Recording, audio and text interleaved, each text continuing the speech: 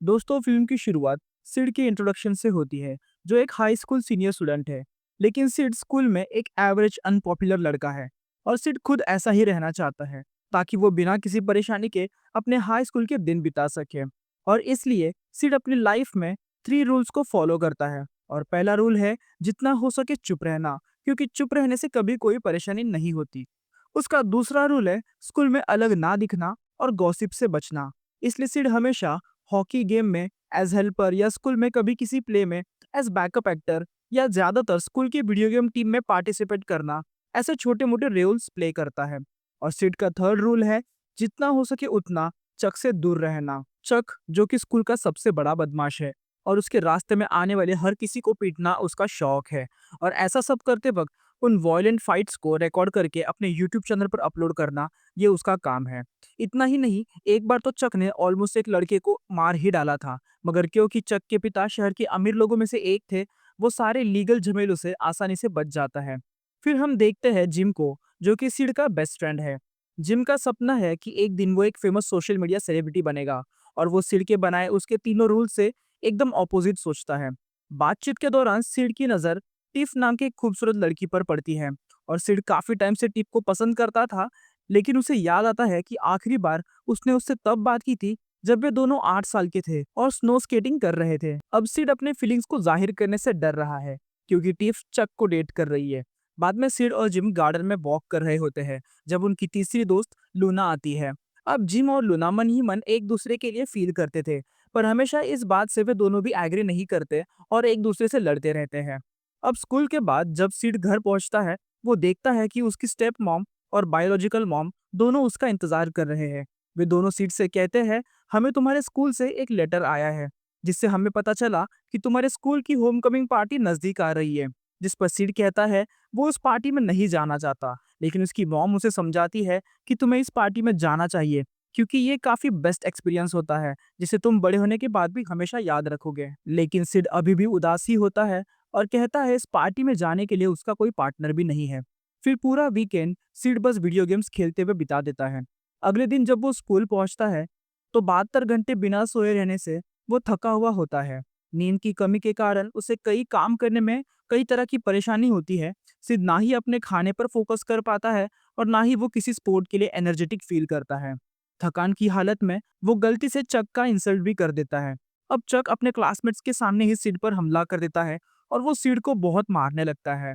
और जब एक टीचर उन दोनों की लड़ाई रोकने आते हैं, सिड गुस्से में टीचर का भी इंसल्ट कर देता है। अब सिड ने खुद अपने बनाए हुए तीनों रूल्स को सबके सामने तोड़ दिया था। चक फिर वादा करता है कि अगली बार जब वे मिलेंगे तो वो सिड को मार डालेगा। अगले सीन में सिड अपने बेड पर जागता है और जिम उसके साथ ही होता है। फिर जिम उसे बताता है कि वो 7 घंटे से बेहोश है। जिम ये भी बताता है कि चक को 2 हफ्तों के लिए स्कूल से सस्पेंड कर दिया गया है और तो और चक को एंगर मैनेजमेंट प्रोग्राम में पार्टिसिपेट करना होगा। इस बात का मतलब चक उसी दिन स्कूल में वापस आएगा जब स्कूल में होम कमिंग पार्टी होगी। इस बात से सिड बहुत डर जाता है और वो मान लेता है कि ये साल की एंडिंग पार्टी उसके लाइफ का भी एंड होगा। अब अपने बनाए रूल्स खुद तोड़ने के लिए वो बहुत ज्यादा फ्रस्ट्रेट हो जाता है। अगले दिन वो ये सोचकर स्कूल जाता है कि उसकी जिंदगी 2 हफ्तों में खत्म हो जाएगी और वो बिना जिंदगी का मजा लिए दुनिया से नहीं जा सकता।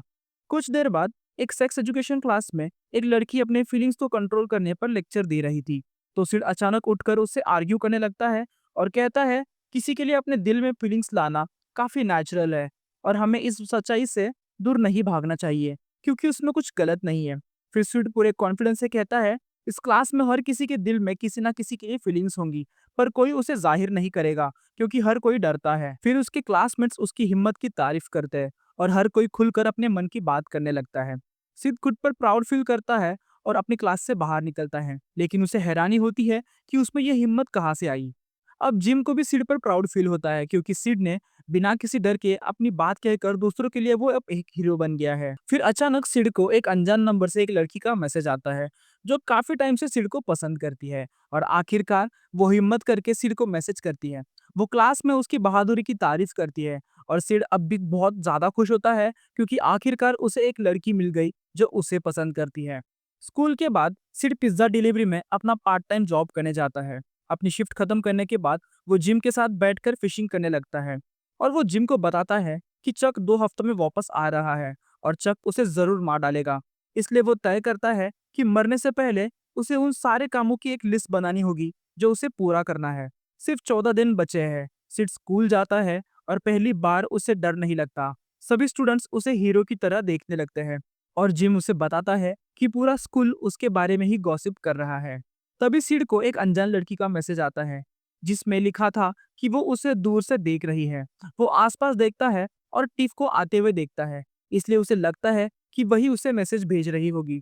टिफ फिर सिड के पास जाती है और चक के बिहेवियर के लिए माफी मांगती है। टिफ उसे बताती है कि उसका चक से ब्रेकअप हो गया है। यह सुनकर सिड खुश हो जाता है। फिर टिफ सिड से पूछती है कि क्या वो रात में हॉकी मैच देखने आएगा, जिस पर सिड जवाब देता है कि वो जरूर आएगा। अगले सीन में हमें एरिक नाम का एक लड़का दिखाया जाता है जो हॉकी टीम का स्टार प्लेयर है। एरिक के पिता हॉकी टीम के कोच है और एरिक के अच्छा ना खेलने पर वे उसे काफी डांटते भी है। हाफ टाइम के दौरान पूरी टीम लॉकर रूम में जमा होती है और कोच उन सभी पर उनके बैड परफॉर्मेंस के लिए काफी गुस्सा होते हैं, खास की अपने बेटे एरिक पर। टीम मैच के सेकेंड हाफ की तैयारी कर रही थी। तभी सिड नोटिस करता है कि एरिक परेशान है, इसलिए वो एरिक से बात करने का डिसाइड करता है। एरिक सिड के सामने खुलकर बात करता है और एक्सेप्ट करता है कि उसे हॉकी खेलना पसंद नहीं है और उसका ड्रीम है कि वो एक डांसर बनना चाहता है। तभी सिड उसे दिलासा देते हुए कहता है अगर वो नहीं खेलना चाहता तो ना कहने में कोई गलत बात नहीं है। इसके बाद सिड एरिक के कपड़े पहनता है और एरिक की जगह बाहर चला जाता है। पहले तो वो बहुत डरा हुआ होता है, इसलिए अच्छा भी नहीं खेल पाता, लेकिन फिर उसे याद आता है कि बचपन में वो आइस स्केटिंग में बहुत अच्छा था। सिड ये भी सोचता है कि उसकी जिंदगी अब जल्द ही खत्म होने वाली है, इसलिए वो मजाक करते हुए अपना बेस्ट देने का डिसाइड करता है। फिर अचानक सिड एक प्रोफेशनल की तरह खेलना शुरू कर देता है और आखिरकार टीम जीत जाती है। और जब वो अपना हेलमेट उतारता है तो सभी उसको देखकर बहुत चौंक जाते हैं, क्योंकि वो एरिक नहीं होता और वहां मौजूद हर कोई सिड से इम्प्रेस हो जाता है। कोच इतने हैरान हो जाते हैं कि वो सिड को टीम में एक फिक्स स्पॉट ऑफर करते हैं। तभी वो अनजान लड़की सिड को फिर से मैसेज करती है और उसके शानदार परफॉर्मेंस की तारीफ करती है। अगले दिन स्कूल प्रेसिडेंट इलेक्शन का समय आता है और हमारी मुलाकात मेगन से होती है जो उस स्पॉट के लिए इलेक्शन लड़ रही है। वो अपने क्लासमेट से एक असिस्टेंट के लिए पूछती है, जिस पर वे सभी उसका मजाक उड़ाने लगते हैं। सिड को मेगन के लिए बुरा लगता है और वो उसका असिस्टेंट बनने के लिए आगे आता है। फिर मेगन मान जाती है क्योंकि उसके पास और कोई ऑप्शन नहीं था। बाद में सिड एक स्टूडेंट के पास जाता है जो नशीली दवाई बेचता था और उससे कुछ दवाई भी खरीदता है। बाद में सिड को पता चलता है कि एरिक डांस टीम में शामिल हो गया है और एरिक खुश है क्योंकि उसने आखिरकार वो कर दिखाया जो उसे पसंद है। रात में सिड उस मिस्टीरियस लड़की से बात करता रहता है जिसे अब वो मन ही मन पसंद करने लगा था, लेकिन अभी भी वो लड़की कौन है सिड नहीं जानता। कुछ दिनों बाद स्टूडेंट्स यूनियन प्रेसिडेंट के इलेक्शन का दिन आता है और मेगन जीत को लेकर बहुत नर्वस होती है। फिर हम देखते हैं मेगन ने गलती से सिड की दवाई मिंट की गोली समझकर खा लिया है। मेगन, जिसने जिंदगी में पहली बार मजे की दवाई ली है, इस डर से घबरा जाती है कि कहीं वो इलेक्शन में हार ना जाए। सिड तब डिसाइड करता है कि वो मेगन का साथ देगा, इसलिए वो भी कुछ दवाई लेता है ताकि मेगन को यकीन हो कि वो अकेली नहीं है। जब उनके स्पीच का टाइम आता है तो दवाई के कारण मेगन और सिड दोनों अपना होश खो देते हैं। वे स्टेज पर रैपिंग और डांस जैसे अजीबोगरीब हरकतें करने लगते हैं। ये देख सारे स्टूडेंट्स जोर जोर से उन पर हंसने लगते हैं। अगले सीन में स्कूल में प्ले का समय होता है और सिड देखता है कि जॉन टिफ नाम के एक बदमाश के साथ रिहर्सल कर रही है। सिड चालाकी से जॉन के मेकअप बॉक्स में कुछ मिला देता है जिससे जॉन की आंखों में तकलीफ के कारण वो परफॉर्म नहीं कर पाता। इसलिए सिड को जॉन की जगह पर वो रोल मिल जाता है और वो खुशी खुशी टिफ के साथ परफॉर्म करता है। शो के बाद सिड टिफ को एक पार्टी में चलने के लिए इनवाइट करता है और अगले सीन में सिड, जिम और लूना टिफ को लेने के लिए उसके घर पहुंचते हैं। जिम और लूना हमेशा की तरह बहस कर रहे हैं, जबकि सिड एक्साइटमेंट से टिफ का वेलकम करता है। वे सभी एक साथ क्लासमेट के घर पर पार्टी करने के लिए जाते हैं। वहां सिड और टिफ एक दूसरे के साथ काफी अच्छा समय भी बिताते हैं। मगर कुछ देर बाद अचानक चक वहां पर आ जाता है और पूछता है कि टिफ उसके कॉल का जवाब क्यों नहीं दे रही। और हम देखते हैं चक को उसके एंगर मैनेजमेंट क्लास से एक हफ्ते पहले ही छुट्टी मिल गई थी। फिर चक टिफ को अपने साथ लेके जाने की कोशिश करता है, लेकिन सिड बीच में आता है और चक का हाथ पकड़ लेता है, जिस पर चक गुस्सा हो जाता है और सिड को धमकी दे देता है कि वो उसे मार डालेगा। लेकिन अचानक चक की कार में आग लग जाती है, इसलिए वो आग बुझाने के लिए दौड़ जाता है। इस बीच सिड और टिफ वहां से भाग निकलते हैं। फिर वे दोनों एक जंगल में पहुंचते हैं जहां सिड टिफ को किस करने की कोशिश करता है। हालांकि टिफ हिचकिचाती है और कहती है कि उसके मन में सिड के लिए कोई रोमांटिक फीलिंग नहीं है और वो एक्सेप्ट करती है कि वो अभी भी चक से प्यार करती है और सिड से उसे गुमराह करने के लिए माफी मांगती है।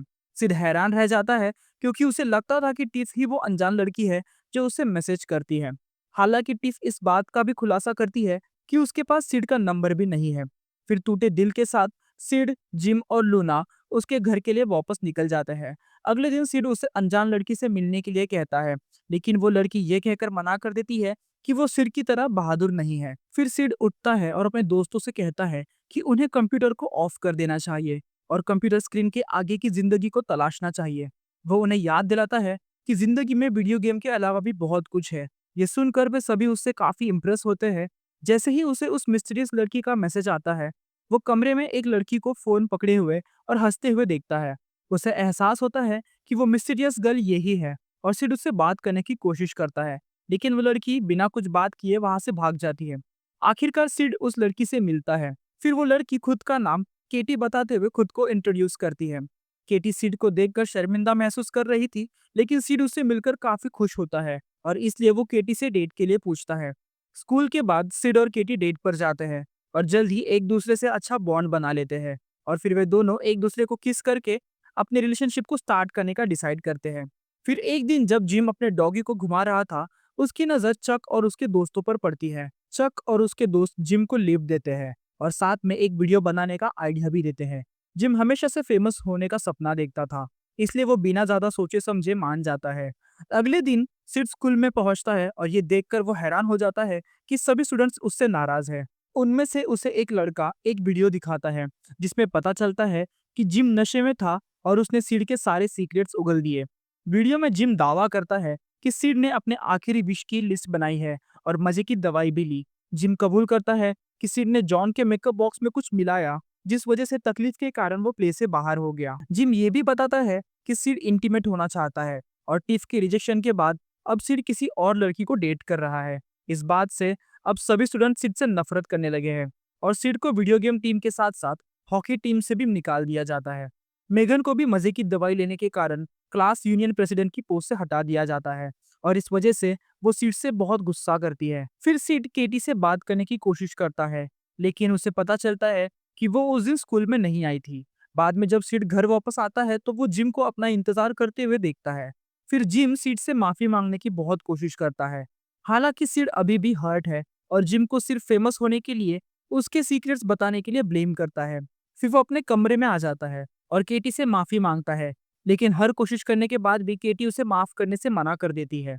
अगले दिन लूना सिड से मिलने उसके घर जाती है और उसे जिम को माफ करने की रिक्वेस्ट करती है, ये समझाते हुए कि जिम का सिड को इंसल्ट करने का कोई इरादा नहीं था। अब होमकमिंग पार्टी काफी नजदीक थी, लेकिन सिड उस पार्टी में जाने से डर रहा होता है। लेकिन लूना उसे पहले की तरह बहादुर बनने के लिए मोटिवेट करती है और लूना ये भी एक्सेप्ट करती है कि उसी ने चक के कार में उस दिन आग लगाई थी।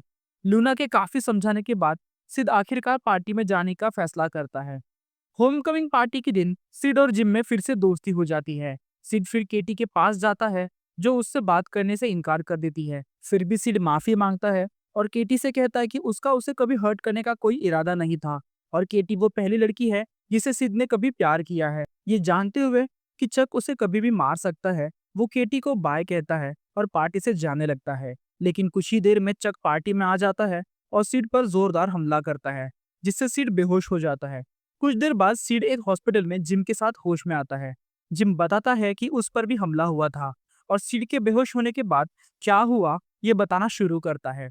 फ्लैशबैक में हम देखते हैं कि जिम ने भी अपने दोस्त को बचाने के लिए चक पर हमला कर दिया और फिर लूना भी उसमें शामिल हो गई। इसके बाद एरिक अपने पिता को पीटने लगा और अपने डांसर बनने के सपने के बारे में इजहार करने लगा। पार्टी में चारों तरफ अफरा तफरी मच गई क्योंकि अलग अलग ग्रुप्स आपस में लड़ने लगे। इसके बाद सिड एक कमरे से बाहर निकलता है और हॉस्पिटल को बाकी स्टूडेंट से भरा हुआ पाता है। इस बीच हम देखते हैं कि जिम और लूना ने आखिरकार अपनी फीलिंग्स का इजहार कर दिया है और अब वे दोनों डेट कर रहे हैं। चक को भी काफी गंभीर चोटें आई है और उसे उसकी हरकतों के लिए अरेस्ट कर लिया गया है। बाकी स्टूडेंट्स सिड को ठीक देखकर काफी अच्छा फील करते हैं, लेकिन सिड बाकी सबको नजरअंदाज करके केटी के पास जाता है और उससे कहता है कि जो कुछ हुआ उसे भूलकर नए सिरे से शुरुआत करे, जिस पर केटी मान जाती है और मूवी खत्म होते होते दोनों हॉस्पिटल के पैसेज में साथ डांस करने लगते हैं।